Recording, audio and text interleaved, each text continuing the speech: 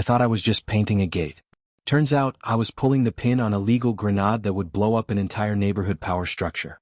It all started with a brushstroke of navy blue, and ended with screaming cops, lawsuits, and the total collapse of an HOA dictatorship led by one woman with a clipboard complex and a god complex. Her name? Karen. Of course it was Karen. She tried to find me, shame me, control me, but what she didn't know is I'm not the average retiree she thought I was. I spent 20 years enforcing state codes and land use laws. She wanted a fight over paint? She got a war over power, property rights, and every dirty secret she'd buried under those HOA documents. And in the end? She didn't just lose her presidency, she lost everything. I never imagined painting a front gate would be considered a hostile act, but in Pine Hollow, apparently navy blue paint is grounds for war. It all started on a quiet Tuesday morning. I was halfway through the first coat on my gate when she pulled up in her spotless white SUV, like a storm cloud wrapped in cashmere. Karen. Mid-50s, always in heels, lips permanently pursed, and eyes scanning for any breach of suburban perfection. She didn't wave, just stared, and then drove off. I thought nothing of it. Not at first. I'd only been living here 2 weeks, trying to settle into the 180-acre ranch I inherited from my uncle. After 20 years as a state planning inspector, I'd retired early, craving silence, dirt roads, and the smell of pine needles. Pine Hollow sounded like a peaceful place. I was wrong. The first letter came the next day, folded tight and stuffed into my mailbox. Official HOA letterhead printed in bold. You are in violation of Pine Hollow Aesthetic Ordinance 4.6b. All gates must be earth tones. Navy blue is not an approved color. You have 48 hours to repaint. I laughed out loud, then tossed the letter in the trash. Day 3, a new notice. $400 fine. Another 48-hour deadline. Day 5, things escalated. Karen returned with 2 other board members, all dressed like realtors on parade, clipboards in hand. They didn't knock. Just stood outside my gate, measuring tape stretched across the slats, taking pictures like it was a crime scene. I stepped outside, offered sweet tea. They declined. I smiled. They didn't. What Karen didn't know, couldn't possibly know, was that my land wasn't subject to the HOA. Never had been. My uncle had opted out decades ago. There were county records to prove it. But I didn't show them. Not yet. I wanted to see how far Karen was willing to go. Turns out very far. Day 7, she started the Facebook campaign.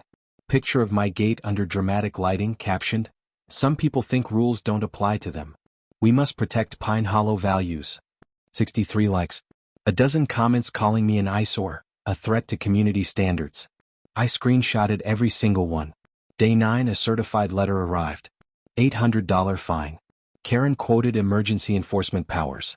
Threatened legal action. That night, I dusted off my law books. Day 12, I got a call from Pine Supply Depot. "Hey Ray," the owner said, "Karen called us. Told us to stop selling navy blue to anyone in your area. Said it was for community cohesion. We said no, but just thought you should know." Day 15, Karen and 4 others showed up again. Professional cameras. Laser measures. A printer spewed out a new invoice on my front lawn. $1,200 and counting. Day 18, she snapped. Arrived with 2 painters and a bucket of beige paint. Tried to repaint my gate by force. I blocked the entrance. She called the cops. 2 deputies arrived. She told them I was obstructing justice. I told them she had no jurisdiction. I showed them my deed, my property boundaries, my exemption from the HOA. They nodded. Told Karen to leave. That's when she live-streamed her meltdown. This is what happens when criminals hide behind technicalities. I will sue him, sue the police, sue the county. Her voice was shrill, her hands shaking. The video got shared. But instead of support, people began asking questions. What else was Karen doing with her power? Who else had she overstepped? It was time. I filed a formal complaint. Dug deep into public records. Found over $50,000 in illegal fines she had imposed. Found payments from HOA accounts to her cousin's landscaping company. Found homeowners scared to speak. But I wasn't scared. I called a housing rights attorney I knew from my days in code enforcement. Together we built a case. And when the next HOA meeting came around, I wasn't in jeans and boots. I wore a suit. And brought boxes. I stood at the front of that community center like I had a secret to tell the whole town. Except this wasn't gossip. This was truth, backed by facts, laws, documents, and a growing pile of angry neighbors who were finally waking up to Karen's reign. The room was packed. Normally HOA meetings barely pulled in 10 bored retirees. That night? Over 60 people and every one of them buzzing. Karen strutted to the front in her pink blazer, heels clicking like a metronome of control. She had a slideshow ready. She called it Restoring Order in Pine Hollow. Her first slide? A photo of my gate. Again. She spoke with that same syrupy authority she always used. When residents choose to ignore the rules, they put all our property values at risk. I waited. Then she moved into fines. Claimed I owed $6,800. Said non-compliance could lead to liens, property seizure, even court-ordered penalties. She smiled like she enjoyed it. That was my cue. I stood. Not rushed. Come. People turned. Some looked nervous. Karen scowled. Excuse me, I said. Since I'm the subject of this presentation, I think the community deserves to hear a few facts. Karen started to protest, but the crowd wasn't with her this time. They wanted answers. I laid out the first piece. My land was never under HOA control. I held up the deed, the county records, the exemption documentation signed in 1983. The room went silent. Next, I showed the flowchart of HOA fines Karen had issued over 3 years. $53,000 total. Almost none of it legal. I highlighted the payments to her cousin's company. $11,200 billed for landscape consulting. On her own property. I pulled out the receipts, the emails, the recordings. Then I hit play on the voice memo. Karen's voice boomed from the speakers. People like Ray need to be taught a lesson. If we let one man paint a gate blue, what's next? Flamingos on lawns? We need order. We need to keep people in line. The air was thick with silence. A few people gasped. Karen froze. But I wasn't done. I introduced Amy Chin, a real estate lawyer who lived 3 houses down. Turns out she'd also been fined $1,000 for a fence color that matched her house trim. She stood and shared her story. Then came the Thompsons. Fined for leaving their garbage cans visible for an extra hour. $600. Then Joel and Maria. Their child's trampoline cost them $900 in visual obstruction penalties. By the end of it, I had 10 neighbors standing beside me. Karen had no words. Tom Bradford, a retired judge and longtime resident, raised his hand. I moved to suspend Karen from the HOA board pending a full legal review. The vote was immediate. Unanimous. Karen stood there trembling. She whispered something about lawsuits, then stormed out. Her SUV screeched out of the lot. But the story didn't end there. With the help of Amy and a few others, we drafted a reform proposal. We rewrote the HOA charter. Limited fines. Mandated due process. Required transparency for all financials.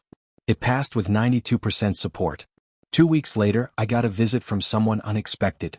Dan, Karen's husband. He looked tired, humble. He apologized. Told me she was leaving town and the house was going up for sale. A month later, a young couple moved in. No fines, no drama. Just neighbors. And the navy blue gate? Still standing. It's become something of a landmark now. A quiet symbol of what happens when someone stands up, not just for themselves but for everyone too scared to speak. Funny how something as small as a paint color can lead to the biggest change a community's ever seen. It took less than 3 months for everything Karen had built to crumble. And in its place, something far better grew. Pine Hollow felt lighter. Neighbors waved more. Conversations happened again on front lawns instead of behind closed doors. The new board, chaired by Tom Bradford, opened monthly meetings to all residents. Minutes were public. Budgets were transparent. Fines? They were rare and never over $200, the legal max. I helped them draft an amendment requiring a supermajority vote for any new rules. If you want to ban pink flamingos or regulate fence post width, you'd better convince 75% of your neighbors. No more power grabs. But the fallout for Karen wasn't over. Not by a long shot. With Amy's help, we filed a class action suit on behalf of every homeowner fined illegally. We submitted spreadsheets, testimonies, proof of forged notices. One woman, 73-year-old Margaret Hill, had been fined $1,400 for wind chimes that were audibly disruptive. She cried when we told her she could get that money back. By the time the county court got involved, the total restitution claim was $36,500. Add to that a formal ethics violation review for misuse of HOA funds, and Karen wasn't just facing embarrassment. She was facing real consequences. Turns out, her cousin's consulting payments were unreported income. IRS got involved. And remember that video? The live stream of her screaming at deputies? It was picked up by a regional news outlet. The headline read, HOA President Implodes Over Painted Gate. The segment went viral. Not just locally. Nationwide. Emails poured in. People from Colorado, Florida, even Alaska shared their HOA horror stories. Some asked how to start their own lawsuits. Others just wanted to say thank you. Within a week, I was invited to speak on a podcast about homeowners' rights. Then a local law school asked if I'd give a guest lecture. I wasn't looking for fame, just peace. But peace, it seems, sometimes comes with a megaphone. Karen, meanwhile, sold her house at a loss. Moved 3 states away. The last we heard, she was working remotely and staying quiet. Probably painting everything beige. Back in Pine Hollow, the HOA decided to do something unexpected. Celebrate change. They built a small community garden near the old mailboxes, right on a strip of land Karen once tried to have paved over. The garden grew fast. Tomatoes, beans, flowers. Kids painted rocks. Seniors planted herbs. At the entrance they installed a little wooden sign. It reads, "The Blue Gate Garden." It made me laugh the first time I saw it. Because they got it. They understood. It was never about the gate. It was about control, about fairness, about reminding everyone that rules only matter when they're fair, transparent, and accountable. And that sometimes all it takes to fix a broken system is one man refusing to repaint. The aftermath kept growing in ways I never expected. Local papers kept calling. Regional news wanted interviews. The HOA legal reform we launched became a model for other towns. Amy and I started giving free seminars to other neighborhoods facing similar abuse. One night, a woman from out of state messaged me. Her HOA had fined her $3,000 for a flagpole. She said my story gave her courage to fight back. That hit me hard. Not because I felt proud, but because I realized how many people had been bullied for too long. So we took it a step further. Amy and I started a nonprofit, Gatekeepers. A small legal aid group dedicated to helping homeowners fight back against illegal HOA actions. We focused on education first, how to read your HOA charter, what your rights are, how to document everything. Our first case outside Pine Hollow? A retired veteran in Nevada fined $500 a week for putting up a privacy fence. We helped him sue and win. We weren't trying to burn down the concept of HOAs. Just strip away the fear, secrecy, and power grabs. Return these groups to what they were supposed to be, neighborly, not tyrannical. And while all that was going on, Pine Hollow kept blooming. The Blue Gate Garden expanded. We added a greenhouse. A local artist painted a mural on the old HOA storage shed, a navy blue gate opening into a bright, wild field. Every Saturday people brought food, tools, books to trade. It wasn't just a garden anymore. It was a community hub. At the end of that season, Tom Bradford invited me to help write a new HOA welcome guide. One that explained, not just the rules, but the rights, the purpose, the heart. We called it, The Pine Hollow Promise. It opened with one sentence. Respect grows best when fear is pulled up by the roots. And on the last page in bold blue letters, welcome to Pine Hollow, home of the Blue Gate. It's funny how peace sometimes doesn't feel like silence. It feels like momentum. Right after we published The Pine Hollow Promise, we received over 300 emails in 2 weeks. Not hate mail, thank you letters. People telling us our community was their inspiration. Lawyers asked for permission to use our HOA charter as a template. City council members requested a visit. Reporters wanted new angles. Some even asked to photograph the infamous Blue Gate like it was a historic landmark. And then came the letter. It was from the state capitol. More specifically, from the Office of the State Housing Commission. They had seen our story. They had read our reform documents. And they wanted to meet. So I found myself once again not in boots and jeans but in a suit. Amy and I drove 3 hours to the Capitol building, sat through metal detectors, and waited outside a large oak-paneled office like students outside the principal's door. Then they called us in. 3 commissioners. Serious faces. Legal pads. Water glasses with condensation rings. But what they said surprised me. We want to propose a bill. And we want to use Pine Hollow as our model. That meeting turned into 3 more. We consulted with legislative aides. Amy rewrote whole sections of legalese. They called it the HOA Accountability Act. We called it the Blue Gate Law. The bill proposed statewide caps on HOA fines, mandatory appeal options, limits on board powers, and state-level oversight for abuse complaints. It was bold. And it was about time. The story exploded again. We appeared in televised hearings. Our community was profiled in a national magazine under the headline, the town that took its power back. Through it all, I kept thinking about that gate. One brush of navy blue paint, and it was like I had opened a portal to something bigger than all of us. The vote came down to the wire. But it passed. And just like that, the Blue Gate Law was real. Signed. Filed. In effect. Pine Hollow threw a celebration. Not just for us, but for everyone who ever felt small under the boot of petty authority. There were speeches, banners, even navy blue cupcakes. Tom Bradford gave a short speech. So did Amy. Then they asked me. I kept it simple. I said, I never wanted to be a hero. I just wanted to paint my gate. Turns out that's all it takes sometimes, to start a revolution. There was a silence. And then the loudest applause I've ever heard in my life. Later that night, a kid no older than 12 came up to me holding his mom's hand. He said, I'm gonna paint my bike the same color as your gate. And I smiled. Because in that moment, I knew we hadn't just changed a law. We'd changed the story. They say every revolution has a stamp. Ours started with paint, and ended up changing the way neighborhoods across the country handle power. 6 months after the Blue Gate Act was passed, Amy and I sat on the steps of the Pine Hollow Community Center, sipping lemonade as volunteers spread fresh soil in an expanded community garden. A few feet away, 2 kids were arguing over what to name their tomato plant. They settled on justice.